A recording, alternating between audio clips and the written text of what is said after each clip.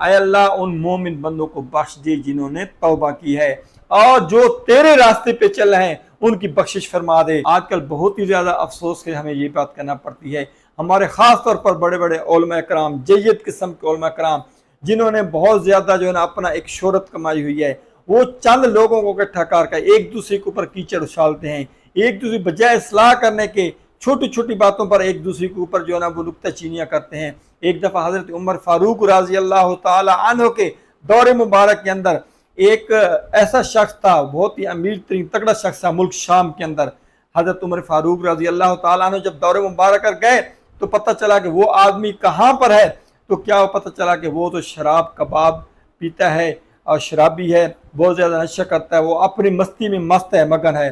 تو حضرت عمر فاروق رضی اللہ تعالی عنہ نے اپنے کاتب کو بلایا اور کہا کہ اے کاتب، میرے نام سے لکھ حضرت عمر بن خطاب کی طرف سے اور فلاں بن فلاں کے نام پر کہ اے مومن بندہ، میری طرف سے آپ کو سلام ہو، اور اس وحدہ لا شریک کی ذات جو بے شک بے نیاز ہے، اس کے سوا کوئی عبادت کے لائق نہیں ہے، میں اس اللہ کا نام لے کر آپ کو یہ رکا یہ خط بھیج رہا ہوں، آپ کو سلام بھیج رہا ہوں۔ اور ساتھ کیا کیا کہ اسی صورت المومن کی یہ دوسری آیات ہے، غافر الذنب وقابل التوب شدید العقاب، یہ الفاظ ساتھ انہوں نے لکھوائے اور وہ رکا اس شخص کو بھجوا دیا جو شرابی کبابی تھا، جو عیاش پرست تھا۔ جب رکا اس کو ملا، اس نے رکا کھول کر پڑھا، اور سننا ہے وہ مفسرین لکھتے ہیں کہ جس وقت اس رکے میں پڑھا کہ غافر الذنب وقابل التوب، تو یہ آیات اس نے بار بار پڑھی، بار بار پڑھ کر اپنے اوپر اس نے لاگو کی کہ وہ مجھے معاف کرنے والا ہے، وہ میری توبہ کو قبول کرنے والا ہے، وہ مجھے شدید عذاب دینے والا ہے، ذی الطول، اور وہ بڑا انعام والا ہے۔ جب یہ آیات بار بار وہ شخص پڑھتا رہا اور یہاں تک کہ اس نے رونا شروع کر دیا، وہ بندہ اتنا رویا اتنا رویا اتنا رویا کہ وہ صاحب جو وہاں پر لوگ موجود تھے انہوں نے آ کر حضرت عمر فاروق رضی اللہ تعالیٰ عنہ کو بتایا کہ یہ آپ کا رکا خط پڑھنے کے بعد اس کی یہ حالت ہے، جو غلطیاں کرتا تھا اس سے توبہ کر لیا ہے۔ تو عزیز ساتھیوں دیکھیں، یہ ہمارے لیے بہت بڑا ایک سبق ہے۔ حضرت عمر فاروق رضی اللہ تعالیٰ عنہ کو جب یہ پتہ چلا تو انہوں نے کہا تمام لوگوں سے کہ دیکھو آپ بھی ایسا کیا کرو، اگر کسی کو راستے سے بھٹکا ہوا دیکھتے ہو،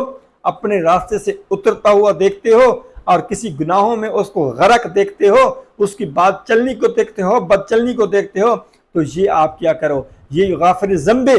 یہ جو آیات ہیں یہ لکھ کر اللہ کا نام لے کر اس کے لیے دعا کیا کرو۔ تو دیکھیں عزیز تھے، تو آج میں اپنے علماء کرام سے یہ ریکویسٹ کرتا ہوں کہ ایک دوسرے کے اوپر کیچڑ اچھالنے کے بجائے آپ دیکھیں جو ایک دوسرے کے اوپر کیچڑ اچھالے، کبھی ایک دوسرے کو اصلاح کرنے کی کوشش کی ہے، کبھی آپ نے ان کو فون پر یا سامنے بٹھا کر کیا کہ ہاں جی آپ اس بات پہ غلط ہیں، اس بات پہ ٹھیک ہے۔ آپ جو اپنے جو فالوور ہیں، آپ کے اپنے جو چاہنے والے ہیں، ان کو بھی متنفر کرتے ہیں۔ تمام مومنین کے لیے دعا کیا کریں، تمام امت مسلمہ کے لیے دعا کیا کریں، باقی تمام جو امت محمدیہ صلی اللہ علیہ وسلم، تمام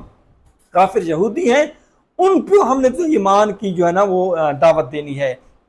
ان کو ہم نے اسلام کا سبق سکھانا ہے، اپنے مومن ہونے کے ساتھ ساتھ ان کو ہم نے یہ تبلیغ کرنی ہے۔ عزیز ساتھی، ہم یہ چیزیں چھوڑ چکے ہیں۔ دیکھیں ہماری تنزلی کا صحیح مقصد اور صحیح وجہ یہی ہے کہ جو آج ہمارا اسلامی معاشرہ جس وجہ سے ذلیل اور خوار ہو رہا ہے کہ ہم نے اپنے مقام کو کھو دیا ہے۔ اصل جو مقام ہے، پیارے نبی صلی اللہ علیہ وآلہ وسلم نے ارشاد فرمایا کہ میں تمہارے لیے دو چیزیں چھوڑ کر جا رہا ہوں، یہ قرآن پاک اور میری احادیث اور میری سنت۔